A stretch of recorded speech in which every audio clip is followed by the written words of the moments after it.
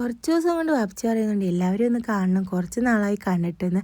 അങ്ങനെ ഞാനും ഉമ്മച്ചി ഹെസയും കൂടെ അതേ പോവുകയാണ്. അങ്ങനെ പോണ വഴിക്ക് കുറച്ച് ഫ്രൂട്ട്സും ബേക്കറിയും ഒക്കെ വാങ്ങിക്കൊണ്ടാണ് പോയത്. ഫസ്റ്റ് തന്നെ പോയത് ഞങ്ങൾ മൂത്തുമ്മയുടെ വീട്ടിലോട്ടാണ്. ചെന്നപ്പോൾ തന്നെ മൂത്തുമ്മ തയ്ക്കുന്നവിടെയായിരുന്നു. പിന്നെ പാത്തൂസിനെ കാണണമെന്ന് പറഞ്ഞായിരുന്നു. അങ്ങനെ അവളെയും കണ്ട് പിന്നെ ചായയൊക്കെ കുടിച്ച് ഞങ്ങൾ ഇറങ്ങാൻ വേണ്ടി നിന്നപ്പോഴാണ് ഹെസക്ക് അളവെടുക്കുന്ന ആരും ഓർത്തത്. അങ്ങനെ അതും എടുത്ത് പിന്നെ മാനാലി പോയി കുറച്ച് ബേക്കറി ഐറ്റംസ് ഒക്കെ വാങ്ങി ബാക്കിയുള്ളവരുടെ വീട്ടിൽ പോകാൻ പോവാണ്. പിന്നെ പോയി ഞങ്ങൾ വാപ്പിച്ചിയുടെ പെങ്ങളുടെ വീട്ടിലാണ്. അങ്ങനെ അവിടെ ചെന്ന് മാമാനെയൊക്കെ കണ്ട് പിന്നെ കുഞ്ഞാട്ടൊക്കെ കുറേ നേരം കളിച്ചൊക്കെയാണ്.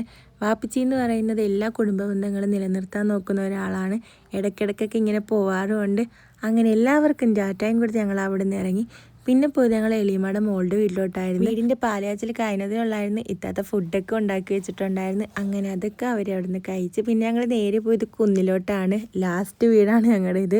അങ്ങനെ അവിടെ ചെന്ന് കുഞ്ഞാവനെയൊക്കെ കളിപ്പിച്ച് ഫുഡ് കഴിച്ചെന്ന് പറഞ്ഞിട്ട് ഉസ്നോട്ട് സമ്മതിച്ചില്ല. അതുകൊണ്ട് മാത്രം ഞങ്ങൾ ഫുഡ് കഴിച്ച് അവിടെ നിന്ന് ഞങ്ങൾ ഇറങ്ങി.